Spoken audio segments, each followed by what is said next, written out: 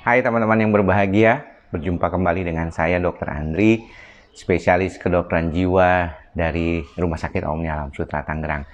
Di kesempatan kali ini saya mau membicarakan hal yang penting nih teman-teman ya, terkait bagaimana teman-teman itu bisa bebas dari pikiran cemas karena psikosomatik.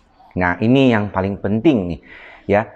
Sebagai seorang dokter jiwa ya, teman-teman tahu kan bahwa psikiater adalah dokter jiwa ya, dia bukan psikolog. Jadi kita harus fokus pada objektif medisnya dulu. Mengapa saya menjadi tertarik di bidang psikosomatik? Sebenarnya karena dengan menjadi seorang dokter jiwa yang berkaitan dengan masalah psikosomatik, saya tidak melupakan bahwa faktor-faktor fisik juga mempengaruhi kesehatan jiwa. Contohnya, kalau kita kena COVID-19, kita merasa rasanya ketakutan, kecemasan karena kita khawatir nanti kenapa-napa. Nah, ini juga berarti kalau kita berbicara tentang masalah konteks psikosomatik secara real di dalam praktek, kita perlu juga mengingat bahwa masalah-masalah yang berkaitan dengan psikosomatik harus dilihat secara objektifnya dulu. Nah, pemeriksaan apa saja yang paling penting teman-teman harus perhatikan? Pertama yang saya selalu bilang adalah pemeriksaan EKG. Ya, itu nomor satu tuh. Terutama adalah teman-teman yang sering mengatakan bahwa dia sering berdebar-debar, merasa kayak sesak napas, nggak bisa jalan jauh, rasanya mau goyang, seperti itu. Maka teman-teman harus pemeriksaan nomor satu EKG. EKG pemeriksaannya bisa dilakukan dimanapun, ya, di puskesmas yang biasanya cukup besar, di Jakarta ada, kemudian juga di rumah sakit tipe C juga ada, bahkan di dokter umum sekalipun di klinik juga ada. Jadi ini standarnya. Ya, itu nomor satu. Kalau pemeriksaan EKG-nya normal, sudah luar biasa. Jadi kita sudah aman, setidaknya sudah nggak usah terlalu takut terkait dengan jantung. Tapi dok, perasaan saya suka deg-degan dan kayaknya tuh napas saya juga nggak enak. Oke, kalau gitu pemeriksaan kedua adalah ronsen toraks. Ya, walaupun sebenarnya banyak di antara kita tuh sebenarnya kita tahu bahwa nggak terlalu masalah paru-parunya. Kecuali kalau kena COVID dia bisa masalah ya. Tapi oke lah, kita ronsen toraks saja. Apalagi teman-teman yang merokok. Nah, ini dia. Karena seringkali mengalami bronkitis, ya, itu juga salah satu radang di paru-paru kita yang mungkin kita bisa obati dengan antibiotik kalau bronkitis, tapi harus atas petunjuk dokter. Jadi, nomor satu, EKG. Nomor dua, ronsen toraks. Nomor tiga, kalau misalnya gejalanya lambung, dok. Banyak nih, saya bingung nih, dok, gejalanya lambung. Apa yang perlu saya lakukan supaya saya yakin bahwa lambung saya nggak kenapa-napa? Teman-teman harus perhatikan dulu gejalanya seperti apa.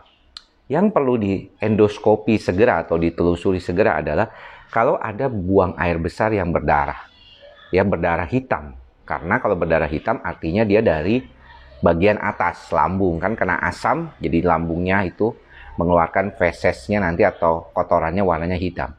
Kalau warnanya berdarah, merah, dan netes, itu kemungkinan besar bisa karena problem yang berkaitan dengan hemoroid atau wasir, ya. Terus kalau muntah darah, ya, muntah berdarah, muntah hitam, ini juga perlu pemeriksaan. Atau sakit yang luar biasa sampai misalnya sampai mau pingsan gitu ya, sakit yang luar biasa, ini perlu pemeriksaan endoskopi.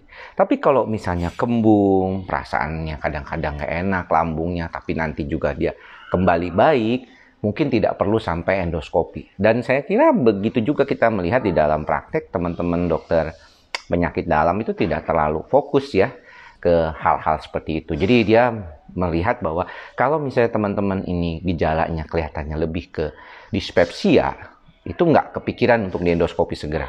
Diberikan obat selama 10 hari, kemudian mudah-mudahan setelah 10 hari menjadi jauh lebih baik lagi. Jadi kita perlu melihat secara objektif dulu. Ya. Nah, apalagi dok, kalau misalnya saya belum puas, oke lah, kalau Anda belum puas, EKG-nya bagus, endoskopinya bagus, sudah dilakukan ternyata. Kemudian ronsen parunya bagus. Pemeriksaan lab, ya, terkait dengan hormon tiroid, ya. Hormon tiroid ini menjadi salah satu hormon yang paling sering dikaitkan dengan masalah gangguan kecemasan karena dia punya efek meningkatkan metabolisme, terutama pada kondisi hipertiroid atau kelebihan tiroid ya. Jadi kalau kelebihan tiroidnya, maka teman-teman bisa merasakan bahwa adanya peningkatan ya gejala-gejala fisik seperti berdebar-debar, keringatan terus, rasa panas di dada, ya, kemudian juga perasaan yang nggak enak gitu ya. Ini juga sering terkait dengan hipertiroid. Jadi boleh kita melakukan apa ya, kalau kita bilang tuh proses untuk mengatasi keadaan itu, ya. Misalnya pemeriksaan lab. Kalau nggak ada masalah ya sudah, artinya aman. Kalau yang lain-lainnya dok, kayak kolesterol, apakah misalnya nggak terlalu bermakna sebenarnya mengarah ke psikosomatik, kecuali kolesterolnya lebih tinggi dari 350 gitu ya, itu baru bermakna. Tapi kalau cuma 200, 250 itu nggak terlalu bermakna. Anda pegel-pegel itu nggak selalu dari kolesterol. Anda pegel-pegel bisa karena ototnya terlalu tegang. Nah, ini juga nih yang seringkali pasien dokter saraf ya, kalau yang keluhan psikosomatik datang ke dokter saraf, mereka diperiksa tuh EMG ya. Jadi ototnya diperiksa. Itu juga nggak semuanya. Ya, nggak semua orang harus diperiksa. Jadi pemeriksaan apa saja yang perlu dilakukan untuk menghindarkan diri dan menenangkan diri dari psikosomatik, itu tadi. Kalau teman-teman udah melakukannya semua, ya sudah. Berarti aman. Kalau semuanya aman, terus apa dok? Selanjutnya yang saya harus lakukan, nih, ikhlas, sabar, dan sadar. Ya, jadi kalau misalnya pemeriksaan fisiknya bagus, kondisinya sudah baik, ya sudah nggak masalah. Karena saya melihat subscriber YouTube channel saya, ternyata 60% lebihnya belum pernah pergi ke dokter jiwa. Dari penonton-penontonnya. Jadi teman-teman yang nonton saya ini tidak semuanya datang ke dokter jiwa.